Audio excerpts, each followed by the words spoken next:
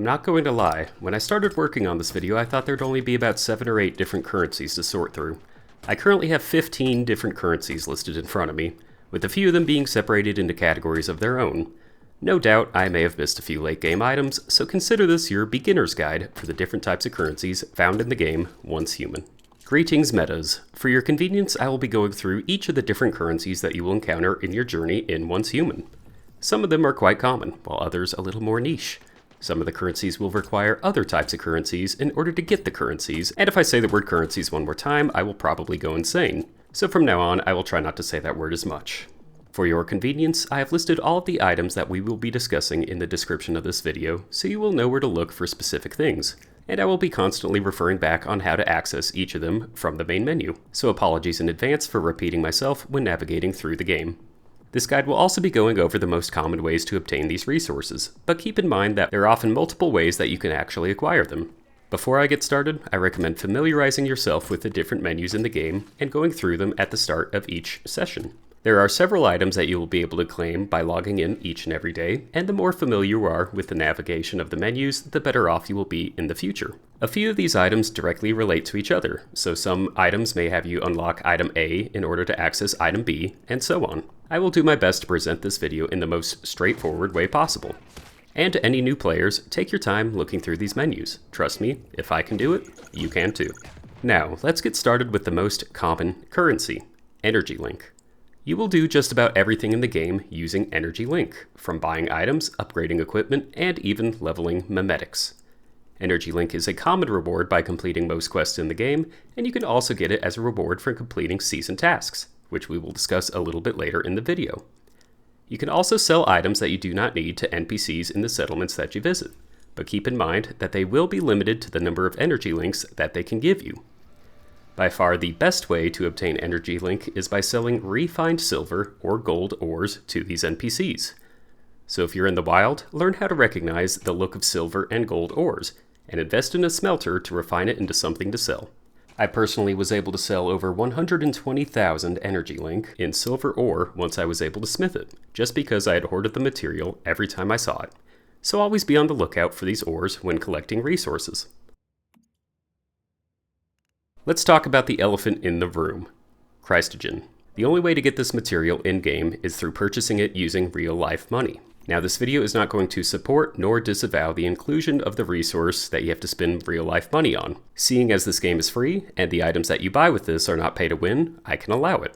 With that said, the pricing, like most games, is predatory, with a $100 pricing option available, and various weapon and player skins that are priced with the sole purpose of getting you to spend more money than you may have initially intended for a single purchase. You may access this menu through the escape key, going under Shop Events and clicking the Top Up menu. The Crystgin can then be spent in the Shop tab, found in the same menu. If you are going to use this material, I do ask that you use it responsibly. While in the Shop Events tab, you will also see what is called a Cosmetic Token.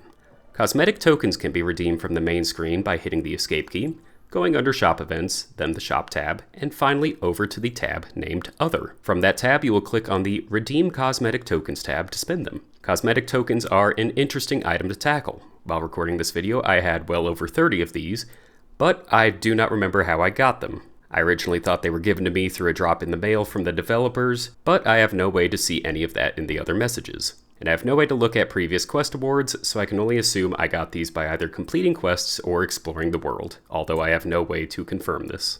There is, however, one other way that you can acquire this currency. From the escape key, go over to the Scenario tab at the top right. From there, navigate the Season Goals tab and click on the Season Shop button, found at the top right.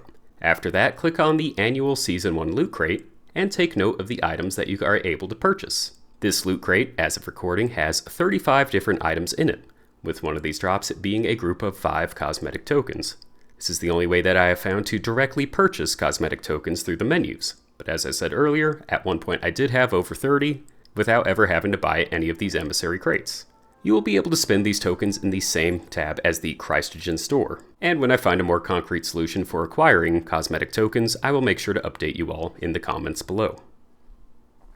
Cosmetic tokens can also be used to purchase colorful badges. These items can be used to dye different cosmetics when browsing the cosmetics section of your gear. Keep in mind that some of the cosmetics cannot change their color, but you can view the different styles without having to purchase them beforehand.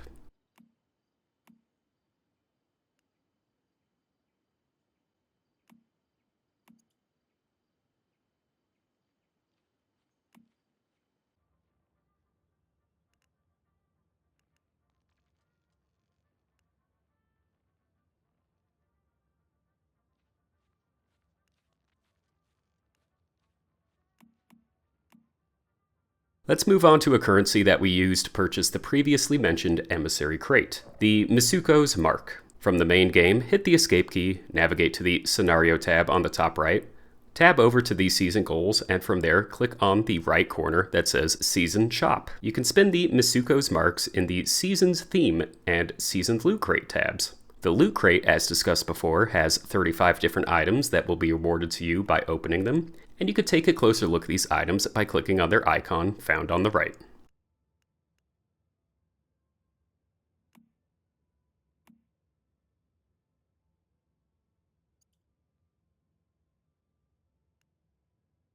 To acquire the Mitsuko Marks, simply participate in Season Goals. Instead of clicking onto the Seasons Shop tab, simply navigate to the Seasons Goal menu and look through the phase rewards on the screen. Keep in mind that some of these rewards may not be available yet. Clicking on the phase reward will take you to a screen listing out all the various objectives for the current phase for you to complete. These can be as simple as cooking a few meals and as difficult as defeating different bosses throughout the game. You can track these objectives so it appears on your screen from the main game.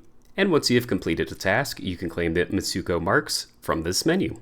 Claiming these tasks will not only award you with the Mitsuko Marks, but you will also be able to fill out the star chart to the left. Even if you complete the star chart, you can still claim more of the Mitsuko Marks from the screen, if you complete the objectives for them.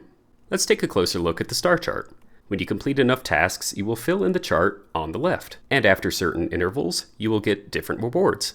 The main rewards are mimetic points, or meme points, and the far more valuable type of currency, Starchrom. Starchrom is, in my opinion, the second most important currency after Energy Link. It can be obtained through all sorts of things in the game, most commonly used as a quest reward, a season goal reward, and also through a territory purification process. If you skipped over our previous section about the Mitsuko's Marks, I recommend going back and learning how to easily secure thousands of Starchrom through completing seasonal tasks. Let's focus on territory purification. This is an event that you will trigger on your own, which will send a horde of hostile monsters to your location. The reason for this is to earn that lovely Starchrom that we love so much. The way we will trigger these events is by placing an Eclipse Cortex into a Stardust Resonant filter. Eclipse Cortexes are common rewards from quests, so you should have no trouble finding them. Place a certain number of these into the Stardust Resonant filter and fight off the enemies that attack it. The level and intensity of these monsters depends on the quality and quantity of the Eclipse Cortexes, so be aware of the level of difficulty before starting.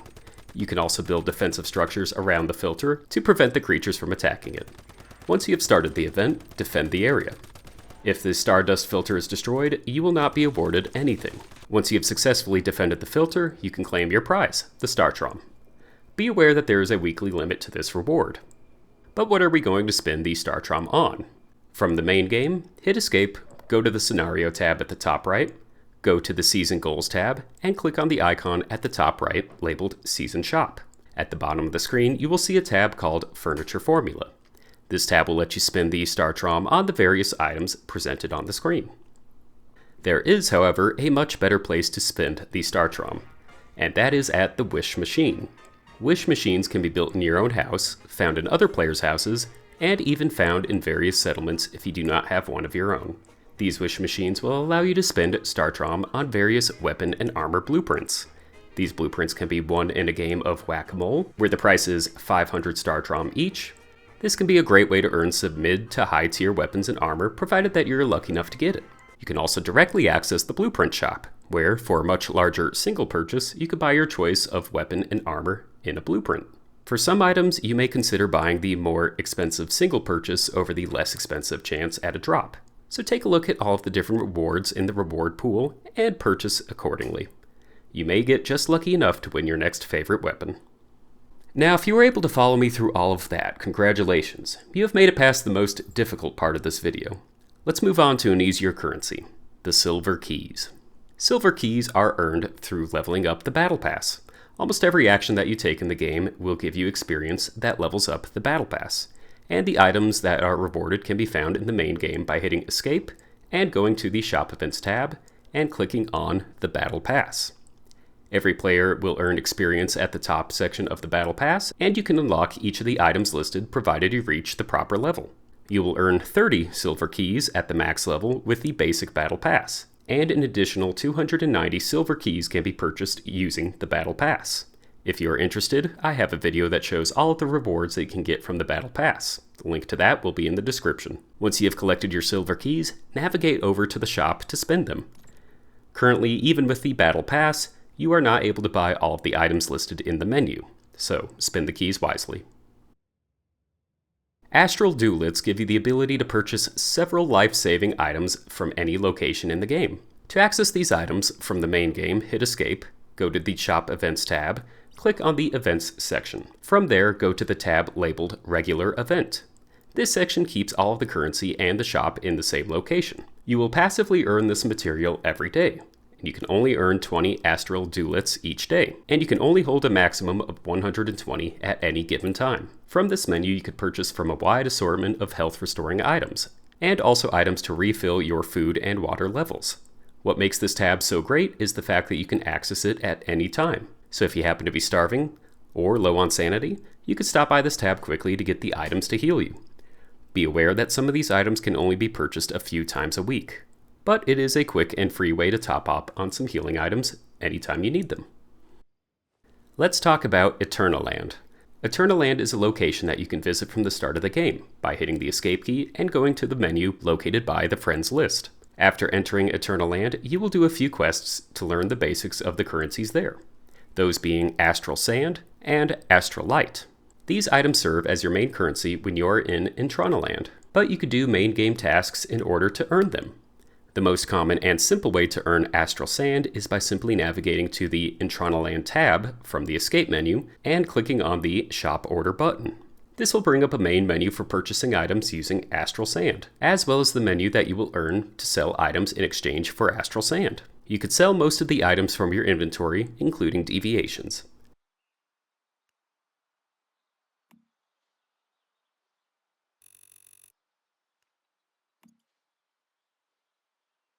To earn Astrealite, tab over to the Order tab, and take a look at the different weekly tasks that are provided to you. These weekly tasks will ask you to get a certain number of items through actions like farming and fishing, and in exchange will reward you with a generous helping of both Astral Sand and Astrealite. Again, both items can be used to purchase things in the Island Shop tab, but only Astral Sand can be earned by selling items that you have directly on you.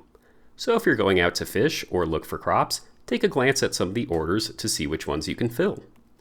Players who explore various camps will soon come across the NPC Seravan, who sells high-end weapon upgrades in exchange for Stellar Planula. Stellar Planula is somewhat uncommon material that is mostly earned through completing quests. While the original prices of Seravan's shop may seem extreme, doing a handful of quests will almost immediately reward you with any of the items that you were looking for. The Stellar Planula can only be spent in his shop, so don't hesitate to buy yourself a legendary upgrade to help you with your journey. He also sells Starchrom crates and controllers, which could be purchased with seasonal limits. Some new players may encounter Weber early on in Deadsville and wonder what the special items are that he is carrying. These items require Lightforge metals to purchase, and as far as I can tell, there is currently no way to earn this material in the current game. The only way to have gotten this is by participating in the various beta tests which took place before this video was made.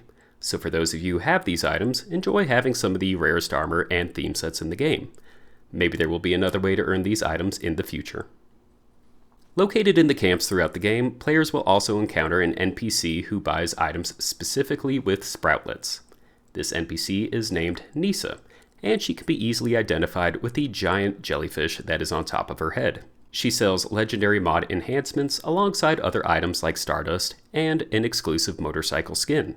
In order to get your hand on Sproutlets, you must participate in a Cargo Scramble or a Highway Pursuit event. These are public events that take place throughout the day. When a Cargo Scramble starts, you will notice a car on your map driving down the highway. If you're fast enough to chase it down, you will be rewarded with Sproutlets in the form of the Seed of Life. You will earn Sproutlets over time as long as you retain the seed. If the jellyfish is on your head, you are happy.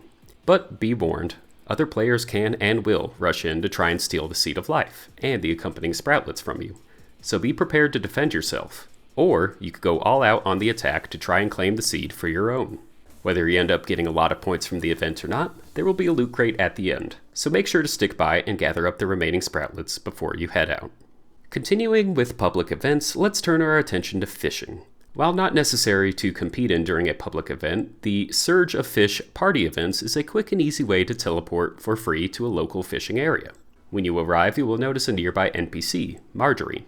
Marjorie will sell you all sorts of fishing supplies in exchange for Energy Link, but she will also offer several different items in exchange for rare and uncommon fish that you catch. In this example, she is asking for 5 regular gold chichlid fish in exchange for a large version of that fish.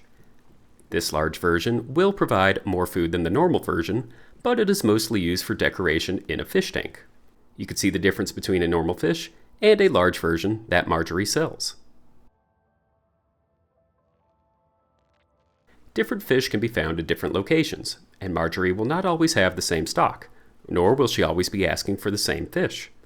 If you bring her enough pike, she will allow you to purchase a blueprint to craft a pike as a melee weapon. And for those of you who have never played this game but somehow made it this far into the video, yes, you can use a pike as a melee weapon. Marjorie's tasks are simple enough on their own, but keep in mind that the items that you want are fish. These will degrade when in your backpack or in a chest. If you let them sit for too long, they will spoil, and you will not be able to purchase anything from her using those materials. If you're going to try and collect a bunch of fish, I recommend using a fridge to store them in, or by carrying a portable fridge to prolong the lifespan of your fish.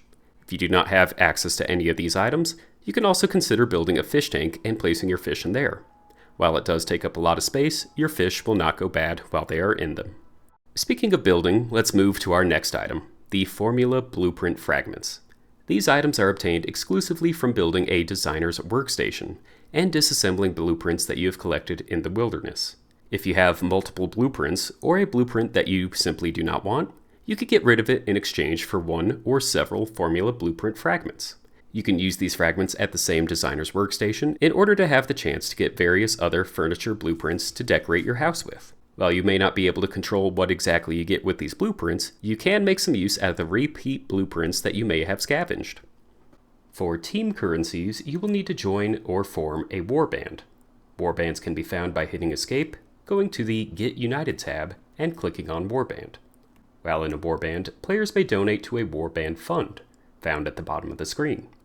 This fund, like others, will allow you to contribute your personal items into the group in exchange for Warband credit. Warband credit can be spent in the shop found in the Warband menu.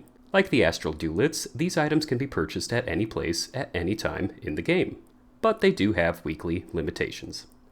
The other currency here is the Warband Fund, not to be confused with the Warband Credit. And if you have not noticed, my Warband was made simply for this video, and I have not, and I do not plan on, doing anything with it. From what I could tell, these Warband funds are used for the PvP game Stronghold Conquest. I wish I could tell you more on this, but it's simply not the type of content that I participate in. Finally, let's talk about the last group of items that I was able to find.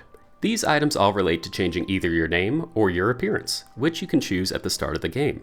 Let's discuss the renaming card to start. If you do not like the name that you had given your character, you can change it in the menu by pressing the Escape key, clicking your icon in the top right corner, and going to the Edit Name section. In order for you to change your name, you need the renaming card, and this can only be purchased using Crystgin, which again is the only item you have to pay real-life money for. The renaming card can be found under the Shop Events tab, under Shop, and then going to the Other section. For the 300 Crystgin, you will likely be spending upwards of $5 for the renaming card. There are 2 other items for modifying your character. The good news is that they are both free, and you will be able to get them at the start of the game. Once you have created your character and beaten the tutorial, you can access your mail either by pressing F1 or going to a mailbox. While there, you will see a welcoming gift. By opening this, you will get rewards of Energy Link, Mitsuko marks, and the Crystalis token and 3 butterfly dies. The Chrysalis tokens and butterfly dies can be used at your house after building a mirror. If you want to change the appearance of your character, simply go to the mirror and then you will be taken to the character creation screen from the beginning of the game. Anytime you modify the appearance of your body, it will cost you a Crystalis token in order to take effect, while the butterfly dyes will only be used when you need to change the color of your hair. As stated before, you will have access to some of these items from the start of the game, and I am also not sure how to acquire any additional Crystalis tokens or butterfly dyes. So if you are making your character, take the time you need, and if you are remaking your character, be extra careful. My guess is that you will get more of these at the start of the next season, although I have no way to prove that. So, that is a in-depth look at the several currencies that are in this game.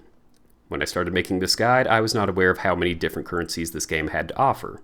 It is a little bit intimidating, but if you have made it to the end of this video, I applaud you. Take the time you need to navigate the menus and understand that a majority of the items that I have mentioned will probably not relate to you and your character anyways. There may also be a few currencies that I end up missing, maybe some end-type game thing, but for right now, I'm going to get back to doing what I love. That's scavenging away too many materials, raiding the settlements, and killing anything that hears me doing it. I hope that this video was helpful, and I will see you all in the wilderness.